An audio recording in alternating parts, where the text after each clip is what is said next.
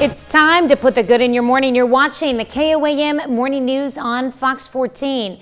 Today is Vaccine Day. We'll bring you latest vaccination data from the 4 states and the nation. You get a live shot like this, there's no way you could be talking about record cold, but oh no, we've not only set one record, we're getting real close to setting several records, and we'll have the latest from the Skywatch Weather Center. And we're at Mercy Hospital for KOAM Vaccine Day, where your questions about the COVID vaccine are being answered. The KOAM Morning News on Fox 14 starts now.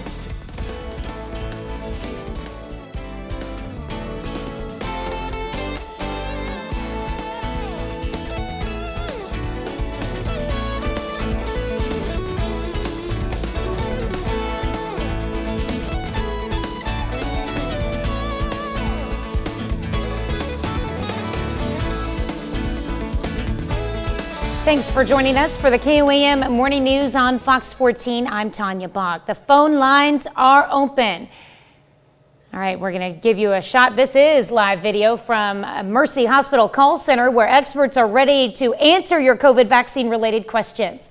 All you have to do is call that number that you see on the bottom of your screen. Thanks for joining us. Let's get this going. Our own Zach Dodge joins us live from that call center at Mercy Hospital. He's going to tell us what to expect today and how you can participate. Tanya, as you can see behind me, we have several healthcare experts waiting by the phones to answer your questions about the COVID-19 vaccines. These experts have made themselves available all day to specifically answer any questions you may have at home about the vaccines. The phone banks are open until 6:30 p.m.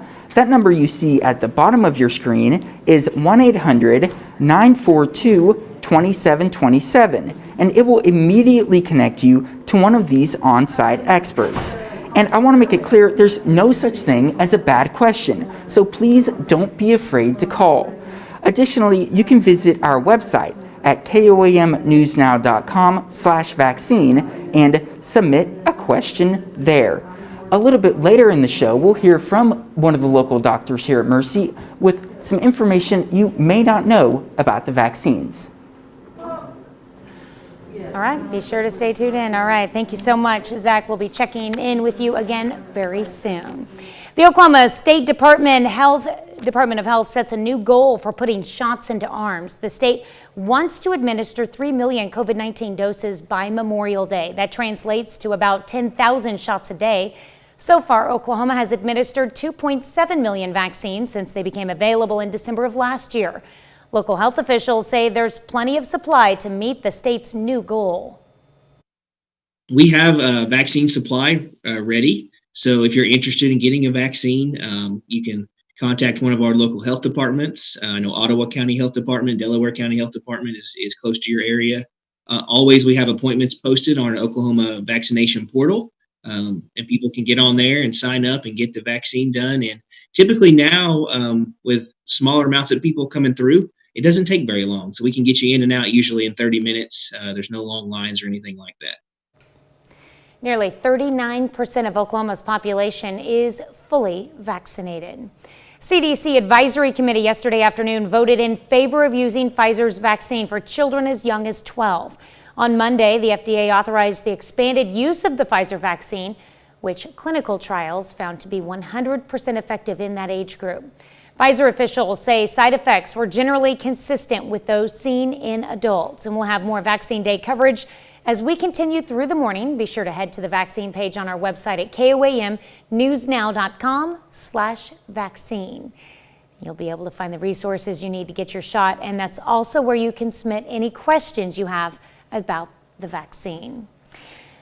Our other top stories this morning: the Cherokee County Sheriff's Office offers a $500 reward for information leading to the arrest of gravestone vandals. Officials discovered these damaged headstones Tuesday at the Lowell Cemetery, located right outside of Baxter Springs. They ask anyone with information to contact the Cherokee County Sheriff's Office.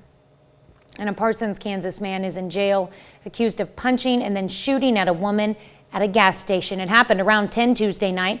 Police say the suspect got into an argument with the victim at the Pete's on Main Street in Parsons. That argument spilled outside and turned violent when police say the suspect punched the victim and then shot at her multiple times. The woman was not hit by any of the shots. The suspect walked away from the scene and was arrested later on North Central. Authorities have not yet filed formal charges. Missouri Senate votes to limit when police can use chokeholds. The bill's bipartisan passage in the GOP-led Senate represents a rare step by state lawmakers to take action in response to police violence. Little has been done by Missouri's Republican legislature since a Ferguson police officer fatally shot 18-year-old Michael Brown in 2014. Suburban St. Louis Senator Brian Williams this year proposed banning police chokeholds following George Floyd's death. The bill was pared back to allow police to use chokeholds only in self-defense if they or someone else are in serious danger. Governor Parson is threatening to veto the reform bill because of a provision that would give the legislature the power to issue subpoenas requiring people to testify before committees. The governor says the provision gives lawmakers too much power. In the past, House members accused the Parson administration of not complying with their request for the information, prompting them to seek more power to punish people who do not cooperate with their investigations. Well, a surprising moment on video. A mountain lion strolls past a house in Wichita, Kansas. Check out that cat. Homeowners captured the moment on their doorbell camera earlier this week. Wildlife officials say it's the first confirmed cougar sighting in Wichita. Officials say the big cat possibly made its way along the river and hope it will not come back to the neighborhood. That's pretty good size. Yeah. Huh. It's amazing how many things we've been able to pick up now that, with those doorbell cameras and everything. That's pretty neat. Anything that can record at night. See what? When it can record at night, you never know. Yeah, it's great quality for being night. Tanya, I cannot believe we're talking about record cold when I show you a site like this. It's absolutely gorgeous. It looks like a perfect Thursday. But now we're gonna tackle some record cold here, and that's going to include Chanute, that actually dropped down as low as 37, breaks the May 13th record that dates back to 1910. Now Joplin's rebounded to 46, but earlier Joplin Regional was holding at 43 degrees, came within 1 degree of tying the record set back in 1952 and 1964 on this day. Now that we're beginning to move in the right direction, we'll probably recap our records, but let's think about something just a little bit warmer. All the rain holding up through Nebraska is going to stay up there for today. We're off to a beautiful clear start. No worry about precipitation, and we can finally get into the mid-60s.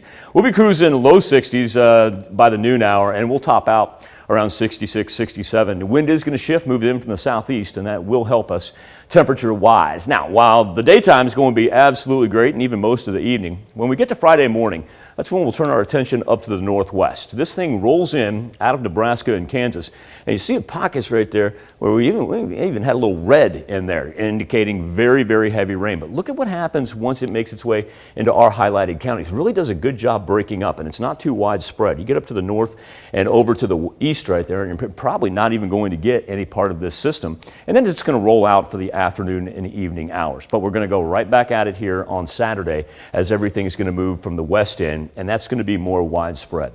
Now, speaking of thunderstorm activity over the weekend, while we're able to warm up into the mid-70s, we actually are going to have thunderstorms on us for Saturday morning and then again for Sunday morning. Tanya?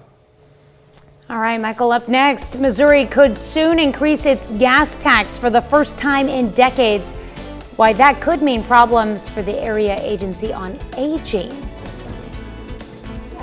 And the phone lines are open at Mercy Hospital for KOAM Vaccine Day, where you can get your questions answered about the COVID-19 vaccine. We'll have more coming up.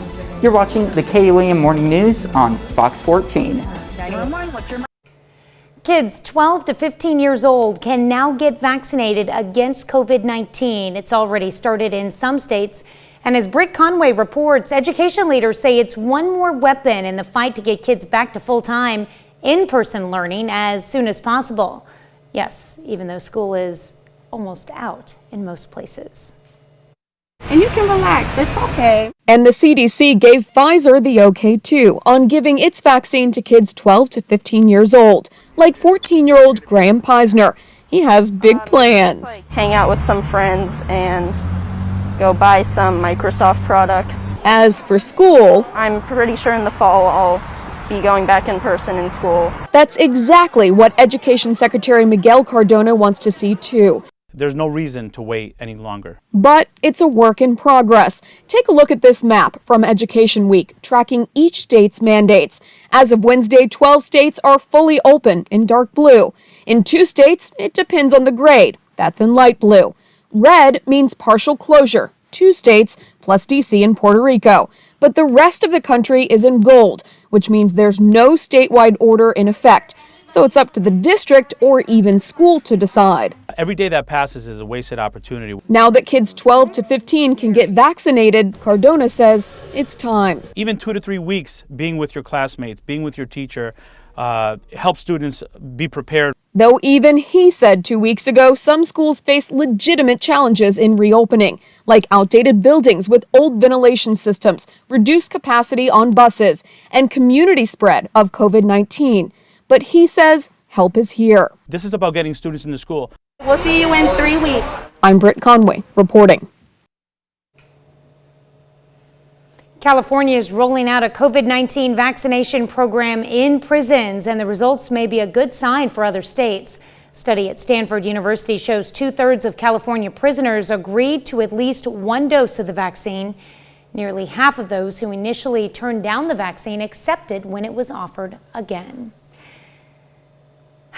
Blimey Harry, Butterbeer Bar is coming to the Big Apple. Harry Potter, New York, a 3-story mega shop with all your favorite wizard items, will have a Butterbeer Bar. Whether it's in a cup, a bottle, or Butterbeer ice cream, you can grab whatever Butterbeer creation you'd like at the official flagship store when it opens on June 3rd. Okay, it was initially scheduled to open last year but was pushed back due to the pandemic.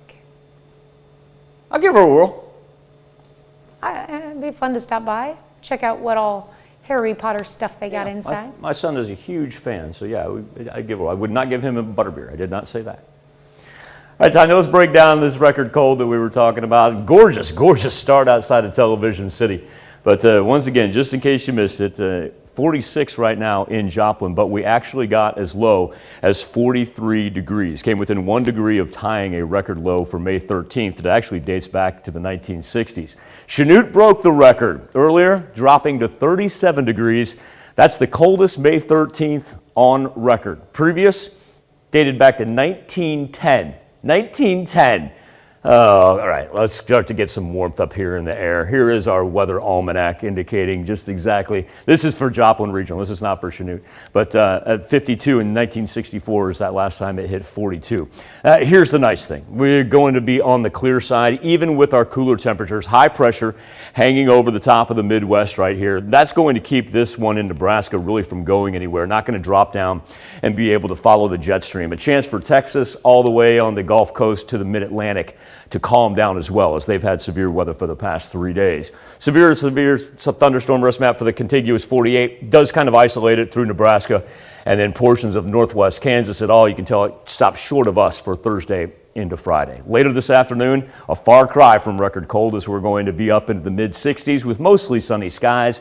And overnight, this will be a welcome relief as we're able to stay in the 50s for the most part as the wind shifts and comes in from the southeast.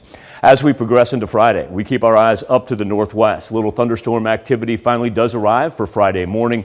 Not widespread and really does a good job breaking up before it can really pose any threat to us. Then we clear off on Friday. But now Saturday morning, here it comes in from west to east, and that's going to be more widespread. Still going to have temperatures up into the 70s here for both Saturday and Sunday.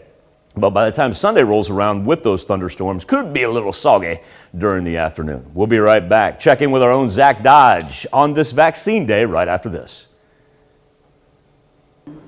It's KOAM Vaccine Day, and we're at Mercy Hospital in Joplin, where the phones are open and you can call in with any questions that you might have at home about the COVID-19 vaccine. I'm joined now in person with Mr. Kevin Manning, the Chief Medical Officer for Mercy Hospital. How are you doing this morning, Mr. Manning? Doing great.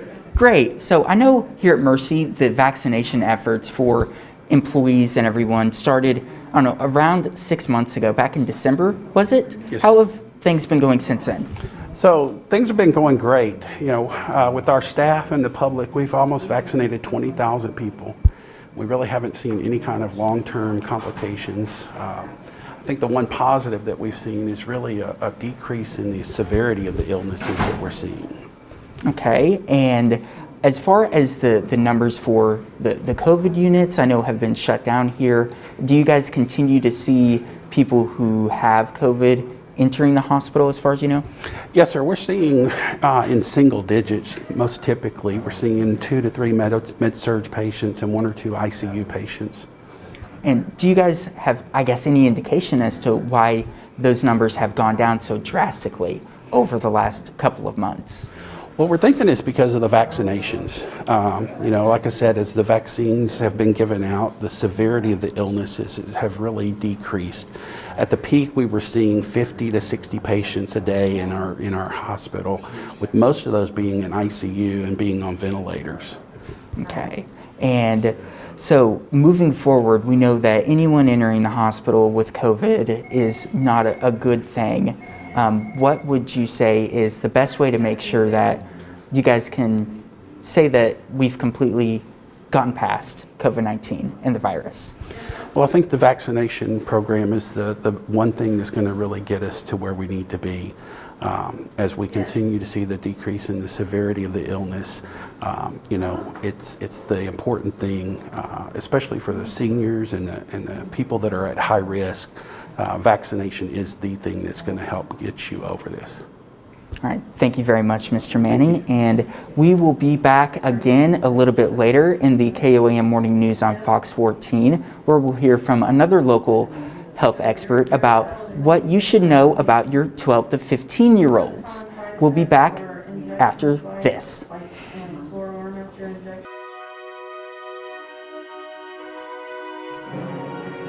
It's time to honor today's 4-state hero, Staff Sergeant William Redden, who served in the United States Army from 1990 to 2005. He fought in both the Gulf War and the Iraqi freedom. His hometown, Joplin, Missouri. We are proud to salute William Redden, our 4-state hero. Missouri drivers could soon see the state's first gasoline tax increase in decades. The money would fund road and bridge repairs. 2019 study published by insurance company Lending Tree found Missouri's road infrastructure was among the 10 worst in the nation. KOAM's Bronte Sorotsky spoke with local drivers and an organization that could be negatively affected by the increase. Missouri's gas prices are among the nation's cheapest. But under a bill passed by the state's legislature, prices could increase for the first time in decades. If signed by Governor Mike Parson, the proposal would raise the state's 17-cent gas tax by 2.5 cents per year until it hits 29.5 cents per gallon in 2025. The money from this increased gas tax would go towards state road and bridge repairs. Some Missouri residents aren't happy with the idea. I don't like it just because it makes me have to pay more money, just so that way they can fix the roads, which what they should be doing anyway. The tax increase could impact nonprofits that rely on driving to complete their services. For the Area Agency on Aging in Joplin, it could affect their Meals on Wheels program. As a nonprofit, of course it would affect us. We drive thousands of miles every year in company trucks delivering Meals on Wheels. The bill includes an option for a yearly rebate of tax money spent on fuel. But keeping that money locked up for up to a year can create budgeting challenges. From a budget standpoint, of course, we would have to make adjustments to incur that increase on a month-to-month basis until we got reimbursed through the refund option. And for us, that is doable, although tying up funds, which could be better spent providing meals and other services, is always tough. And by relying on volunteers, the increased prices could lead them to face a volunteer shortage. My concern is that as we move forward, I know at the start it's only 2.5 cents, but our organization relies heavily on volunteer drivers. And we do not have the means to compensate our volunteers for the miles they drive delivering meals. In Joplin, Bronte Sorotsky, KOAM News. If Governor Parson signs the bill into law, it will go in effect in October. Another half hour of news and weather is just ahead, coming up on the KOAM Morning News on Fox 14. What rising fuel demands could mean for your Memorial Day vacation. And we're at Mercy Hospital for KOAM Vaccine Day, where you at home can get your questions answered right away about the COVID-19 vaccine. We'll have more coming up. You're watching the KOAM Morning News on Fox 14. We'll be right back.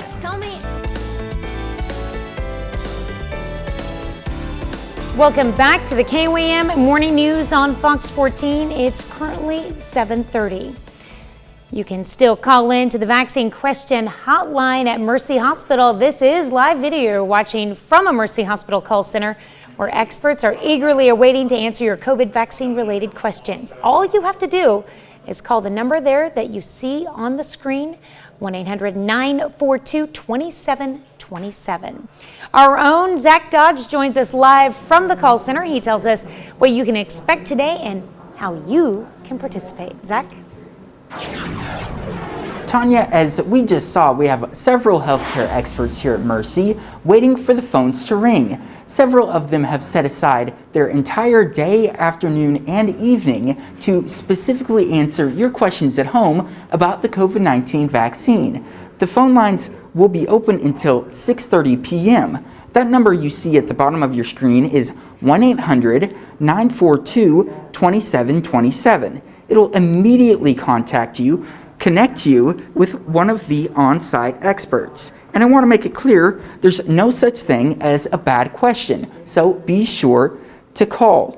Additionally, you can visit our website at koamnewsnow.com/vaccine and submit a question there. Coming up in just a little bit, we'll hear from a licensed nurse about what you should know about vaccinating your teens and preteens. And yeah, be sure to stay tuned for that. Tanya? All right, Zach, thanks for joining us again. We'll check back in with you in a little bit. Well, more than a third of all Americans are now fully vaccinated against the coronavirus. However, that number varies widely from state to state. Here in the 4 states, Kansas leads the pack with 42.9% of the state's population having received the first dose. 30.5% are fully vaccinated. Oklahoma sits in second with 38.8% getting their first shot and 28.4% are fully vaccinated. Following close behind is Missouri with 38.1% receiving their first dose. Its full vaccination rate is 26.2%. And rounding out the 4 states is Arkansas with 35.9% getting that first shot and 24.3% fully vaccinated. Health experts estimate about 70 to 85% of the population will need to be vaccinated to reach herd immunity for COVID-19. As you saw, the percentage of people with just one dose is higher than the percentage of people fully vaccinated. How much immunity do you get from just one shot of the Pfizer or Moderna? According to one local official, the effectiveness is still pretty high, just not as much as it could be. Even if someone decided not to complete the Pfizer series or the Moderna series, we strongly encourage them to do that, because if they do, they will have 95% efficacy. With one Even dose, though the vaccines are not 100% effective at preventing transmission of the virus, it significantly decreases the chance of hospitalization and death by COVID. CDC Advisory Committee yesterday afternoon voted in favor of using Pfizer's vaccine for children as young as 12. On Monday, the FDA authorized the expanded use of the Pfizer vaccine, which clinical trials found to be 100% effective in that age group. Pfizer officials say side effects were generally consistent with those seen in adults. We'll have more Vaccine Day coverage as we continue through the morning. Be sure to head to the vaccine page on our website, koamnewsnow.com/vaccine. You'll be able to find the resources you need to get your shot. That's also where you can submit any questions you have about the vaccine. The Big Easy faced some hard-hitting storms Tuesday night. The National Weather Service will determine if a tornado touched down in New Orleans.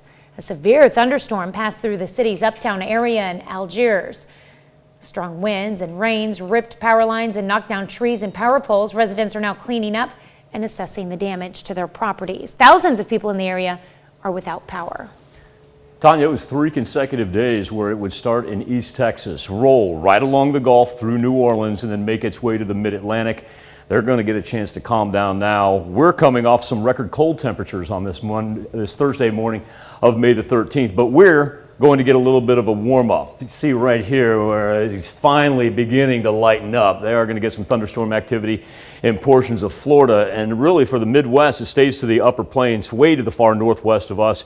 Even the normal thunderstorm activity cuts off before it even encroaches upon our highlighted counties. A gorgeous start outside of Television City, albeit a chilly one, as we came very, very close, within 1 degree of breaking a record cold May 13th mark at Joplin Regional Airport. Got down to 43 degrees. Chanute did break a record, dropped as low as 37 this morning. That previous record for May 13th dates all the way back to 1910.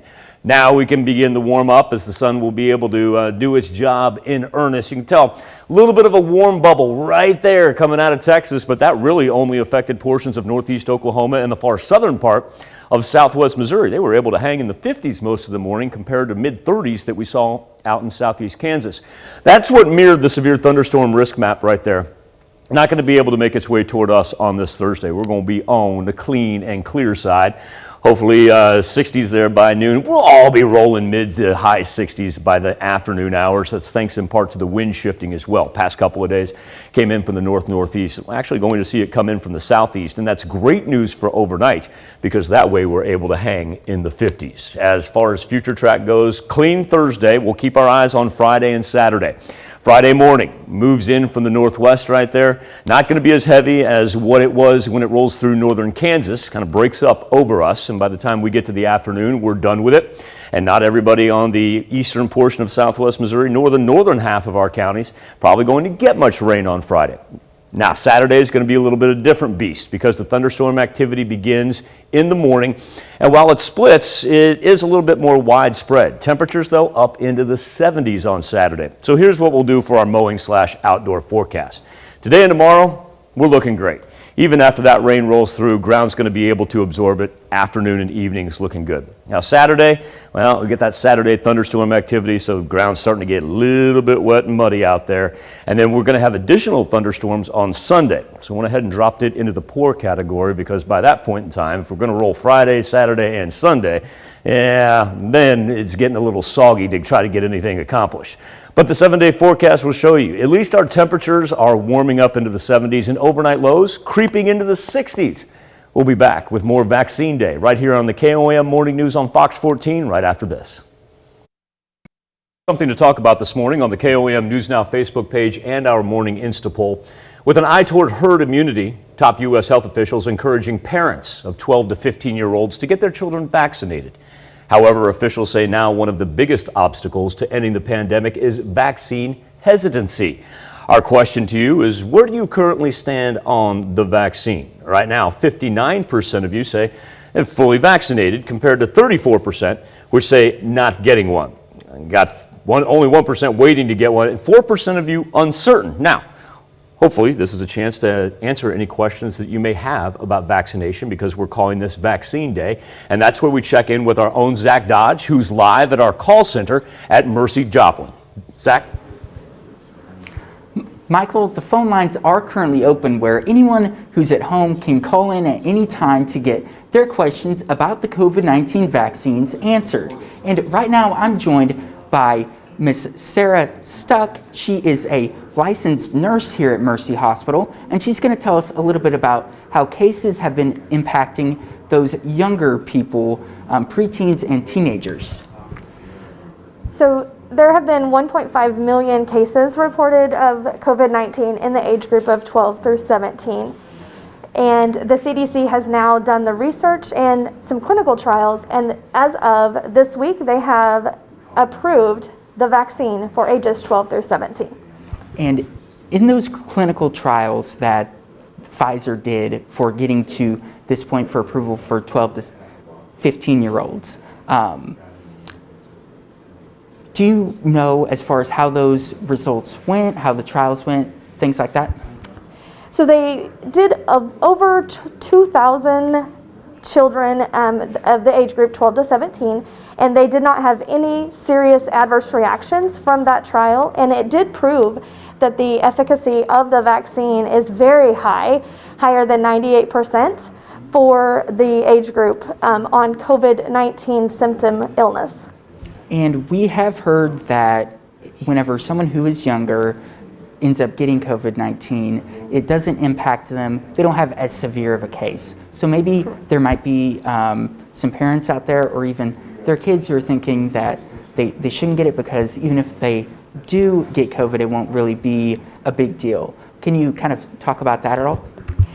So my advice to that would just be for parents to go ahead and do their research, talk to their pediatricians, and make sure that they have all the information to make an educated decision. We are asking that people get vaccinated in order to stop the spread and to help curb the cases for high-risk patients. So the young adults and ages 12 to 17 can help us do that. All right, thank you very much again, Ms. Stuck. And we are still here at Mercy Hospital. The phone lines continue to be open all day through 6:30 p.m., where you can call in at any time to get your questions about the COVID-19 vaccine answered. We'll have more about it a little bit later in the show. You're watching the KOAM Morning News on Fox 14. We'll be right back. The gas demand fueling panic buying at the pump is already impacting road trips and leaving air travel vulnerable. And with Memorial Day just days away, it could be a big problem for the travel industry, with experts saying this could have been the summer of the road trip. Mandy Gaither has a closer look at the impact these growing issues have on your travel plans. Panic at the pump, putting a freeze on what the travel industry hoped would be a hot rebound beyond road trips. Anxious drivers racing to fuel up their tanks, and all that panic buying driving up the price of a gallon of gas. Part of that spike is because the pipeline is offline, and part of that also is demand. So gas prices are going to be expensive this summer. According to AAA, the national average is now $3. That's the highest gas has been in nearly 6 years. AAA says it's hopeful the pent-up demand will drive people to go on road trips this summer.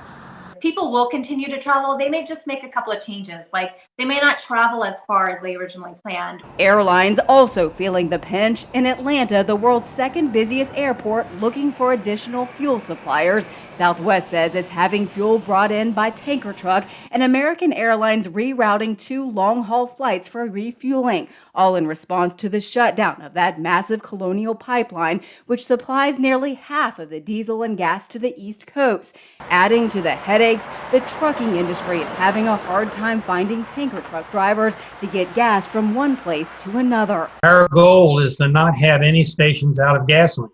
And unfortunately, that's probably going to happen. And that really bothers me. That's sparking concerns that even when the pipeline is back online, this shortage could cause many independent gas stations to run out of gas, especially in vacation hotspots.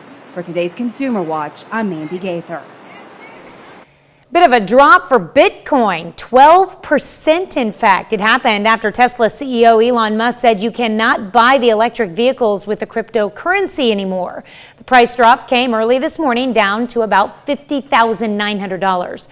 So what's the reason for Musk's move? He says it's because of how Bitcoin is made, explaining he's concerned about the, quote, rapidly increasing use of fossil fuels for Bitcoin mining and transactions, especially coal. We'll be right back with more after this, but first, let's take a look at the market prices before the opening bell.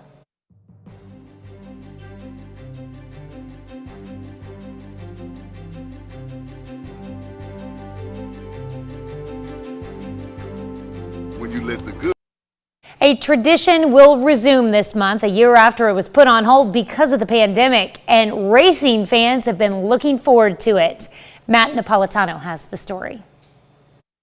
Fans were forced to watch last year's Indianapolis 500 remotely. COVID-19 restrictions in Indiana not only pushed the iconic race to September, but also kept the stands empty. Now, Indianapolis Motor Speedway officials are preparing to operate at 40% of its capacity, meaning roughly 135,000 fans will be on hand to watch the race on May 30th.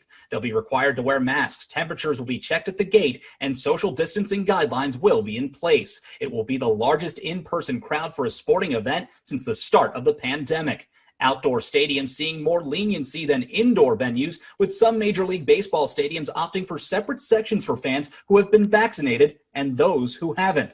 In New York, both Yankee Stadium and Citi Field even offering the opportunity to get the vaccine before going to the game.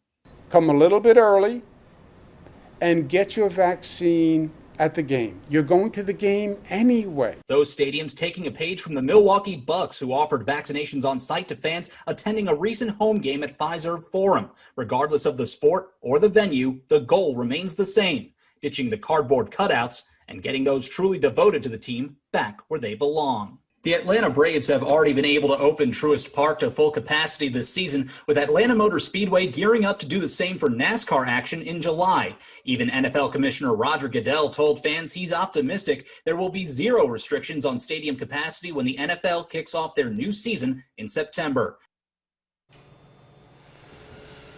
It'll be interesting. And they'll get 135,000 fans is only 40%. That's a lot of people. The Speedway seats 400,000. Mm-hmm. Well, they said 40% is 135. That's what I just read. Is that right? I didn't go to math school. I didn't either. I was listening to the Braves game on radio because I'm a dork. And I was shocked when they announced the attendance. I was like, what? 39,000 people are in the stands right now? Wow. I had no idea that they had opened it back up in Georgia. It'll be interesting if the NFL opens it up with no restrictions next fall. Like that. I hope we can get there. I hope we can get there at some too. point in time. It'd be really nice. I need to apologize for anything that shows up on air. We have a new puppy next door, and I went to go see how cold it was outside while Zach was doing his live shot, and I got puppied. Which puts a smile on your face. I mean, it really does. But like now I'm like, okay, yes, he was very excited to see me, and it put a smile on my face. And if you're going to take the dog walking, it's going to be perfect to do it for the next couple of days, because Thursday and Friday, we're talking about the opportune times to be outside. Now, the reason Saturday and Sunday kind of fall off a little bit is simply because of the rain that we're going to be picking up here as we head into the weekend. 46 degrees right now outside of Television City. Luckily, we've had a little bit of a rebound in temperatures because Joplin came within 1 degree of breaking a May 13th record. Chanute broke the May 13th record, dropped down to 37 degrees. Previous one was set back in 1910. Clean Skywatch Storm Tracker. We don't have to even worry about this up here from Nebraska. It'll continue to move over. Now, on Friday, we'll get a little bit of the fallout for that, but don't let that affect your Thursday plans because we don't even fall in the severe thunderstorm risk map, and we're going to be up into the mid-60s with a whole lot of sunshine early on. Now, as we work into Friday, we'll keep our eyes up to the northwest as the system moves in. Breaks up when it gets over us, though, and it's not going to be widespread. Matter of fact, out here, up here, hardly anything is going to fall. That'll change on Saturday, though. Saturday morning brings us thunderstorm activity a little bit more widespread, but temperatures are going to be great over the weekend. How about mid-70s? We get a break Saturday afternoon, then we're going to reload additional thunderstorms on Sunday. That's why by that point in time, ground's pretty soggy to be outside. We'll be back, wrap up this edition of the KOAM Morning News on Fox 14 right after this. Welcome back to the KOAM Morning News on Fox 14. Here's what's happening today. The nation's largest fuel pipeline is restarting operations after a cyber attack forced it to be shut down last Friday. Colonial Pipeline says it will take a few days to fully restore operations. Shutdown sparked a run on gasoline, sending the average price at the pump above $3 a gallon for the first time in more than 6 years. The CDC gives the green light to using Pfizer's COVID-19 vaccine in children as young as 12. It's nearly 17 million more Americans eligible to get the shot. President Biden says by next week, 60% of Americans are expected to have received at least one dose of a COVID vaccine. And the death toll continues to climb in the latest conflict between Israel and Palestinians. Israeli airstrikes in Gaza killed a number of senior Hamas military leaders and destroyed buildings holding its facilities. Hamas fired hundreds of rockets at Israeli cities and communities. Let's check in with Michael with a final look at your forecast. Chilly morning is going to be replaced by a gorgeous afternoon. A whole lot of sunshine and temperatures into the mid-60s. Don't have to worry about any rain presenting itself until tomorrow morning, and then over the weekend, additional thunderstorms arriving for both Saturday and Sunday. Well, you still have more than enough time to get all your COVID vaccine questions answered. The experts at Mercy Hospital's Vaccine Call Center will be on site until 6:30 this evening, and we're going to be providing updates at the top of every hour. And of course, our Vaccine Day special continues in our noon newscast. And then again at 5 and 6. You can also submit those questions on our website at koamnewsnow.com/vaccine. Want to thank everybody out at Mercy for their healthcare expertise in answering your questions this morning. Great job by our own Zach Dodge as well. And remember, we'll be updating you throughout the course of our morning. And thank you for letting us put the good in your morning. We'll be back with more news and weather when we see you at noon. Have a great morning and an even better day.